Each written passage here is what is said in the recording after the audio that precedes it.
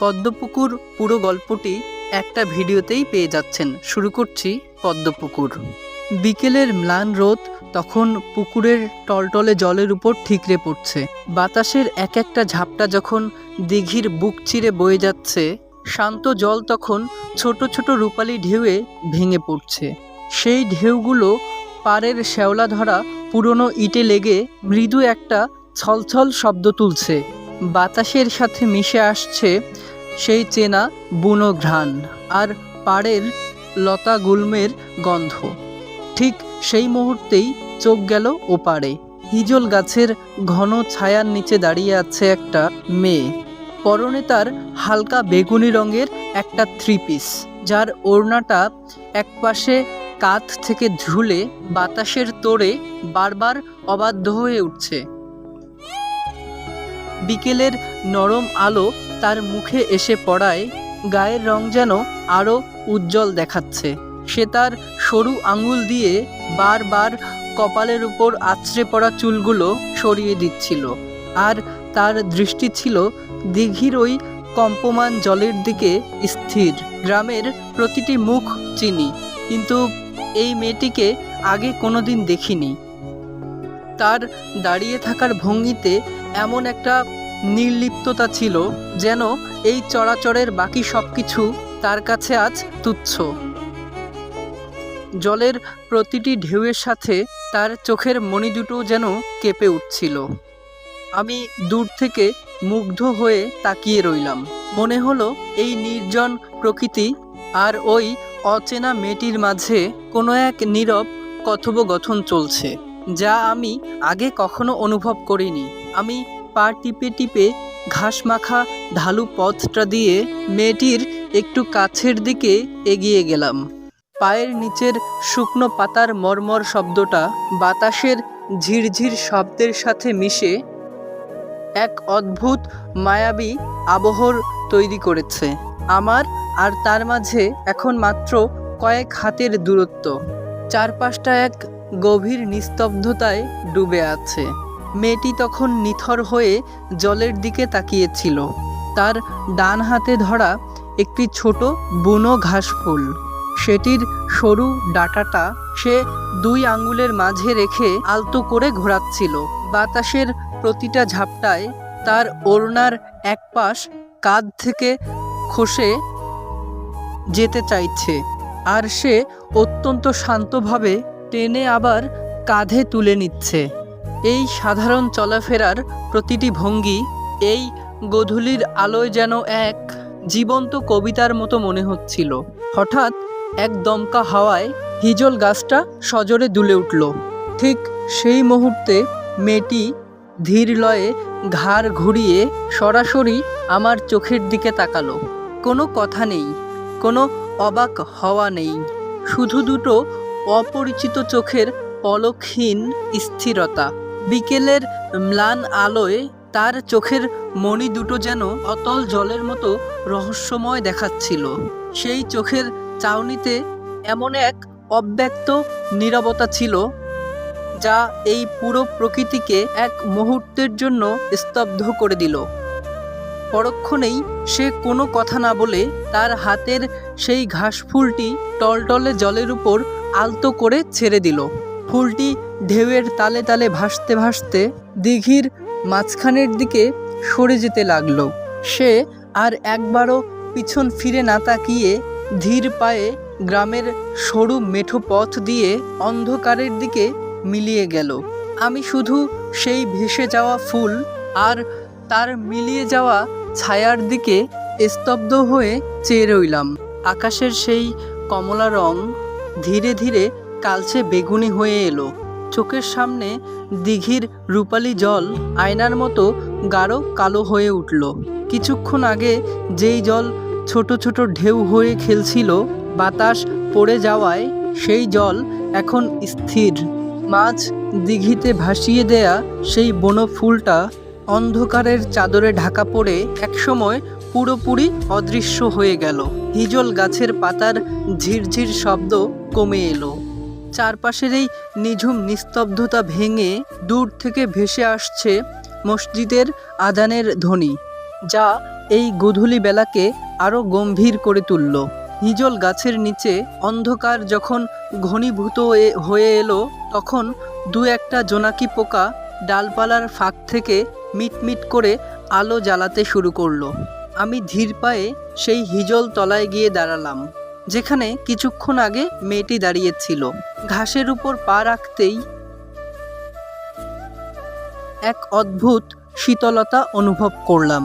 মনে হলো মেয়েটি চলে গেলেও তার উপস্থিতির একটা অদৃশ্য রেশ এখনো এই ভেজা বাতাসে মিশে আছে। এই নিস্তব্ধ সন্ধ্যায় চারপাশটা হঠাৎ এমনভাবে বদলে গেল যে আমার মনে হলো এই জগৎটা আজ থেকে আমার কাছে অন্যরকম হয়ে ধরা দিল। এক অজেনা অপেক্ষার শুরু হলো এই অন্ধকার দিঘির পাড়ে। দিঘির পাড় ছেড়ে যখন গ্রামের মেঠো পথ ধরলাম, চারপাশের পরিচিত গাছপালাগুলো অন্ধকারের চাদরে ঢাকা পড়ে কেমন অচেনা ঠেকছিল। ঝোপঝাড়ের আড়াল থেকে জোনাকিরা দল বেঁধে বেরোচ্ছে। বাড়ির উঠোনে পা দিতেই ঘরের ভিতর থেকে মায়ের গলা ভেসে এলো। মা রান্নাঘর থেকেই চড়া সুরে বললেন, ফিরতে এত রাত হলো কেন? সেই কখন আজান দিয়েছে, তোর কোনো খেয়াল নেই? আমি কোনো উত্তর না দিয়ে হাত মুখ ধুয়ে নিজের ঘরে গিয়ে বসলাম। কিছুক্ষণ পর ছোট বোন এসে রাতের খাবারের জন্য ডাক দিয়ে গেল। খাবার টেবিলে গিয়ে খাবার খেতে বসে আমি অন্যমনস্ক হয়ে এক লোকমা মুখে দিতেই ছোট বোন আমার মুখের দিকে তাকিয়ে জিজ্ঞাসা করলো, কি হলো ভাইয়া, তরকারি কি আজ ভালো হয়নি? আমি একটু অপ্রস্তুত হয়ে মাথা নেড়ে বললাম, না রে, ঠিক আছে। অথচ আমার মনে তখন কেবল সেই দিঘির রূপালি ঢেউ আর সেই ওড়নার উড়াল খেলা করছিল। খাওয়া শেষ করে ঘরে গিয়ে ঘরের জানালাটা খুলে দিলাম। বাঁশ ঝাড়ের ফাঁক দিয়ে চাঁদের স্নিগ্ধ আলো চুইয়ে পড়ছে। টেবিল ল্যাম্পের আলোয় ডায়েরিটা টেনে নিলাম। কলমটা হাতে নিতেই সাদা কাগজের উপর ভেসে উঠল সেই বিকেলের অতলন্ত চাহনি, আর সেই মায়াবী মুহূর্তগুলো ছন্দ আকারে ফুটে উঠতে লাগলো। বিকেলের সেই শান্ত দিঘি, মায়াবী রূপের মেলা, অচেনা এক ছায়ার সাথে দৃষ্টির লুকোচুরি খেলা, হিজল তলার শীতল হাওয়ায় ওড়না ওড়ার টান, নিথর জলে ফুটে উঠেছে এক প্রেমের গান। ঘাসফুলটি ভাসিয়ে দিয়ে যে পথে দিলে পারি, সে পথেই আজ আটকে আছে আমার মনের বাড়ি। গোধূলি লগ্নে যেই মৌনতা দিলে আমায় উপহার, সেই স্মৃতিতে কাটবে আমার জীবনের অন্ধকার। পরদিন গোধূলি বেলায় আমি আবার সেই দিঘির পাড়ে গিয়ে দাঁড়ালাম। আজ বাতাস একদম শান্ত, দিঘির জল আয়নার মতো স্থির হয়ে আছে। হিজল তলার সেই চেনা ঘাসগুলোর উপর গিয়ে চোখ পড়তেই বুকটা ধক করে উঠল। সেখানে একটা বুনো ঘাসফুল ছিঁড়ে রাখা আছে। গতকাল যেই জায়গাটিতে মেয়েটি দাঁড়িয়েছিল, ঠিক সেখানেই ফুলটা পড়ে আছে। আমি নিচু হয়ে ফুলটা হাতে নিতেই হিজল গাছের ওপাশ থেকে মেয়েটা ধীর পায়ে সামনে এসে দাঁড়ালো।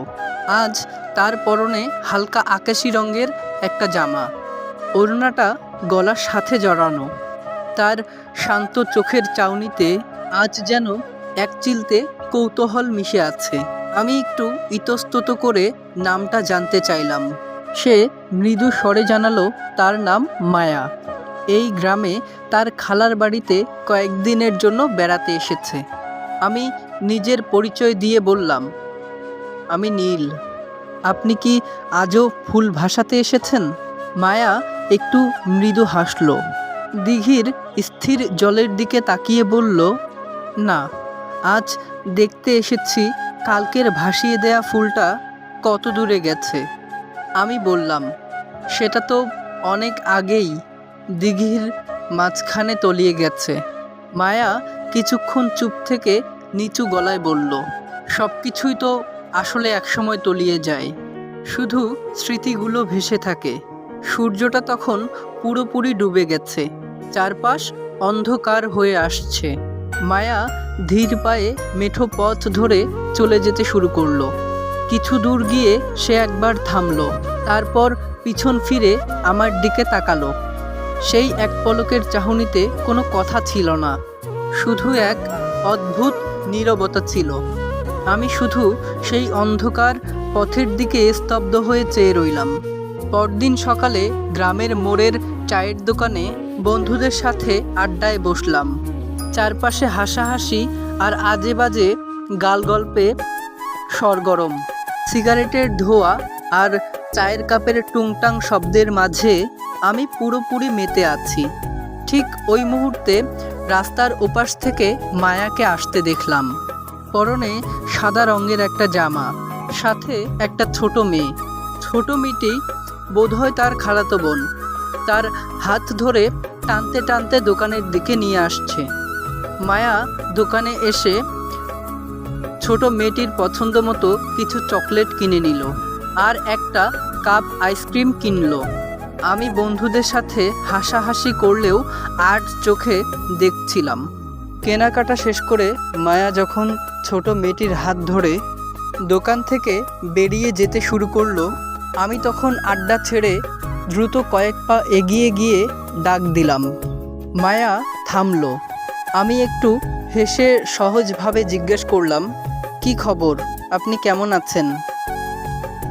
মায়া একটু অবাক হয়ে আমার দিকে তাকালো, তারপর ছোট মেয়েটার হাতে থাকা আইসক্রিমের দিকে একবার তাকিয়ে মৃদু স্বরে বলল, ভালো, আপনি? পিছন থেকে বন্ধুদের চাহনি আর ফিসফাস টের পাচ্ছিলাম, কিন্তু মায়ার সেই স্নিগ্ধ উপস্থিতির সামনে সব শব্দ যেন ফিকে হয়ে আসছিল। মায়া আর কথা না বাড়িয়ে ছোট মেয়েটির হাত ধরে ধীর পায়ে এগিয়ে গেল। আমি অপলক চেয়ে রইলাম ওর চলে যাওয়ার পথের দিকে। সকালের কড়া রোদেও আমার মনে হলো গোধূলির মায়াবী আবেশটা আবারও ফিরে এসেছে। মায়া ছোট মেয়েটির হাত ধরে পথের বাঁকে অদৃশ্য না হওয়া পর্যন্ত আমি সেদিকে তাকিয়ে রইলাম। হঠাৎ রনির বিকট হাসিতে ঘোর ভাঙল। সে এগিয়ে এসে আমার কাঁধে একটা জোরে ধাক্কা দিয়ে বলল, কিরে দোস্ত, এই সাত সকালে এই পরি আবার কে? কই, একে তো আগে কখনো এই গ্রামে দেখিনি। মুহূর্তের মধ্যেই বন্ধুরা গোল হয়ে আমাকে ঘিরে ধরল। আমি যখনই বললাম কেউ না, শামীম টিপ্পনি কেটে বলল, তার মানে তুই চিনিস আর আমাদের কিছুই বলছিস না? ডাল যে শুধু কালো না, নীল, পুরো কড়াইটাই কালো মনে হচ্ছে। আমি আমতা আমতা করে পরিস্থিতি সামাল দেওয়ার চেষ্টা করলাম। আরে না, তোরা যা ভাবছিস তেমন কিছুই না, এমনি একদিন দেখা হয়েছিল, তাই সৌজন্যবোধ রক্ষার্থে কথা বললাম। রনি নাছোড় বান্দা হয়ে হাসতে হাসতে বলল, এই মুখ লুকিয়ে রাখা আমাদের সাথে চলবে না। তুই যখন মুখ খুলছিসই না, তখন আমরাই দুপুর নাগাদ বের করছি এই রহস্যময় কে আর কোথা থেকে এসেছে। যদি বের করতে পারি তাহলে কাল আমাদের খাওয়াতে হবে। বন্ধুদের এই জেরা আর তাদের হাত থেকে বাঁচতে আমি দ্রুত পা চালিয়ে সেখান থেকে সরে পড়ার চেষ্টা করলাম। পিছন থেকে ওদের শোরগোল আর হাতে তালি দেওয়ার শব্দ তখনও কানে আসছিল। আমি হনহন করে হাঁটতে থাকলাম, কিন্তু মনের ভেতর এক অদ্ভুত অস্থিরতা দানা বাঁধতে শুরু করলো। বন্ধুদের এই পাগলামি যে পরিস্থিতি কোন দিকে নিয়ে যায় সেই চিন্তায় আমি বিচলিত হয়ে পড়লাম। রনি আর শামীমের যেই স্বভাব, ওরা নিশ্চয়ই মায়ার খালার বাড়ির আশেপাশে ঘুরঘুর করছে। এই আশঙ্কায় আমি বাড়ি থেকে বের হয়ে ওদের খুঁজতে লাগলাম। পেয়েও গেলাম, ওদের পিছু নিলাম। দেখলাম ঠিকই ওরা মায়ার খালার বাড়ির আশেপাশে ঘোরাঘুরি করছে। আমি যেই ওদের কাছে গিয়ে ধমক দেব, অমনি আন্টি আমাদের দেখে ফেললেন। উনি আমাদের ডাক দিলেন, বললেন, এই রোদের মধ্যে কি করছো, বাসায় আসো। ওনার পিছু পিছু বারান্দায় পা রাখতেই মায়া সেখানে বসে একটা বই পড়ছিল। হঠাৎ আমাদের তিনজনকে বাড়ির ভিতরে ঢুকতে দেখে সে বিস্ময়ে স্থির হয়ে গেল। আন্টি ভিতরে যেতেই মায়া স্বাভাবিকভাবে আমাদের সামনে এসে দাঁড়ালো। সে মোটেও জড়সড় নয়, বরং চটপটে ভঙ্গিতে আমাদের সাথে কথা বলছিল। কথায় কথায় মায়া জিজ্ঞাসা করলো, আচ্ছা, সকালে যখন নীল আমার সঙ্গে কথা বলতে এসেছিল তখন আমাদের দিকে তাকিয়ে আপনারা হাসাহাসি করছিলেন? রনি সুযোগ বুঝেই বলল, হাসাহাসি তো করবই, আপনারা পদ্মপুকুরে দেখা করেন অথচ আমরা কিছুই জানি না। মায়া তখন আমার দিকে তাকিয়ে বলল, পদ্মপুকুর? ওই হিজলতলার পুকুরটার নাম পদ্মপুকুর বুঝি? আচ্ছা, কেন হলো এই নাম, আপনি কি বলবেন? আমি তখন মায়ার চোখের দিকে তাকিয়ে বোঝার চেষ্টা করলাম কৌতূহলটা কতটুকু। এরপর বলতে লাগলাম, অনেক বছর আগে এই পুকুরটা লাল পদ্মে ছেয়ে থাকতো, গ্রামবাসী বিশ্বাস করত। বলতে বলতে আমি কিছুটা সাহসী হয়ে মায়ার চোখের দিকে তাকিয়ে যোগ করলাম, আমাদের এই এলাকায় একটা কথা প্রচলিত রয়েছে, ওই পুকুরের তাজা পদ্ম ফুল দিয়ে কেউ কাউকে প্রপোজ করে বা মনের কথা বলে, তবে তাকে ফিরিয়ে দেয়া অসম্ভব। সেই ফুলের এক অদ্ভুত মায়া নাকি মানুষের মন বদলে দেয়। মায়া তখন এক দৃষ্টিতে আমার দিকে তাকিয়ে রইল। তার চোখে সেই গোধূলির মতো এক মায়াবী রহস্য খেলা করছিল। ঘরের নীরবতায় আমার হৃদস্পন্দন যেন স্পষ্ট শোনা যাচ্ছিল। মায়া কোনো কথা না বললেও তার ঠোঁটের কোণে লেগে থাকা সেই সূক্ষ্ম হাসিটা তার হয়ে অনেক কিছুই বলে দিচ্ছিল। বন্ধুরা চলে যাওয়ার পর মায়া হাঁটতে হাঁটতে আমার সাথে বাগানের এক কোণে চলে আসলো। বিকেলের রোদ তখন পড়ে আসছে। মায়া হঠাৎ নিচু গলায় বলল, আপনি কি সত্যিই ওই গল্পটা বিশ্বাস করেন নীল, নাকি ওটা বন্ধুদের সামনে আমাকে ইমপ্রেস করার কোনো বাহানা ছিল? আমি একটু অপ্রস্তুত হলাম, কিন্তু দমে গেলাম না। আমি বললাম, লোককথা কতটুকু সত্য জানি না, তবে পদ্মপুকুরের পাড়ে আপনাকে প্রথম দেখার পর থেকে আমার নিজের বিচার বুদ্ধি কাজ করছে না। ওটা কি মায়া নয়? মায়া আমার দিকে তাকালো। তখন তার মুখের সেই রহস্যময় ভাবটা কেটে গিয়ে এক চিলতে দুষ্টুমি খেলা করলো। যদি ওই গল্প সত্যি হয় তবে প্রমাণ দিন। কাল বিকেলে আবার পদ্মপুকুরে আসব, দেখি আপনার পুকুরের মায়া আমাকে আটকাতে পারে কিনা। পরদিন বিকেল, আমার সারা শরীর উত্তেজনায় কাঁপছে। পুকুরটাতে আর আগের মতো পদ্মে ভরা নেই, এখন কচুরিপানা আর শ্যাওলায় ঢাকা। তবুও অনেক খুঁজে পাড়ার ছোট ছেলেটাকে দিয়ে পুকুরের মাঝখান থেকে একটা লাল পদ্ম উঠালাম। ফুলটা যখন হাতে নিলাম, তার পাপড়ি থেকে চুয়ে পড়া জল যেন আমার হৃদস্পন্দনের সাথে তাল মিলিয়ে পড়ছিল। গোধূলিবেলা মায়া এলো। আজ তার পরনে হালকা নীল রঙের শাড়ি, ঠিক যেন আকাশের একটা মেঘের টুকরো নেমে এসেছে মাটিতে। আমি ঘাস মাখা সেই ঢালু পথে দাঁড়িয়েছিলাম। সে কাছে আসতেই আমি ফুলটা এগিয়ে দিলাম। কোনো ভনিতা ছাড়াই বললাম, আমি জানি না এই ফুলের কোনো অলৌকিকত্ব আছে কিনা, তবে আমার এই সামান্য নিবেদন হয়তো ফিরিয়ে দেওয়ার ক্ষমতা আপনারও নেই। মায়া ফুলটি হাতে নিল। তার আঙ্গুলের স্পর্শ আমার হাতে লাগতেই এক অদ্ভুত শিহরণ বয়ে গেল। সে ফুলের ঘ্রাণ নিল এবং কিছুক্ষণ নীরব থাকার পর বলল, পদ্মপুকুর বোধহয় সত্যিই রহস্যময়, কারণ এই ফুলটা হাতে নেয়ার আগেই আমি আপনার মায়ায় পড়েছিলাম। সেই প্রথম দিন যখন আপনি পা টিপে টিপে আমার কাছে আসছিলেন, আমি অবাক হয়ে তাকালাম। মায়া হাসল, এক প্রাণ খোলা হাসি। সে বলল, শুকনো পাতার মরমর শব্দ আমি শুনতে পেয়েছিলাম নীল। আমি জানতাম কেউ একজন মুগ্ধ হয়ে আমাকে দেখছে। দেখার ধরনটা কেমন তা বোঝার জন্য আমি শুধু অপেক্ষা করছিলাম। পুকুরের জলে তখন শেষ বিকেলের ছায়া দীর্ঘ হচ্ছে, বাতাসে হিজল ফুলের গন্ধ। আমরা দুজন পাশাপাশি হাঁটতে লাগলাম। সেই মেঠো পথ ধরে। লোককথা সত্যি হোক বা না হোক, পদ্মপুকুরের পাড়ে সেদিন এক নতুন গল্পের শুরু হলো। যেই গল্পের নাম প্রেম, যার সুবাস লাল পদ্মের চেয়ে দীর্ঘস্থায়ী। মায়ার হাতটি তখন আমার হাতের মুঠোয়, আর আমাদের ছায়া দুটো মিলেমিশে একাকার হয়ে যাচ্ছিল সেই মায়াবী অন্ধকারে।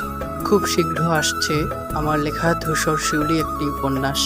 আপনারা এতক্ষণ ধরে শুনছিলেন পদ্মপুকুর গল্প।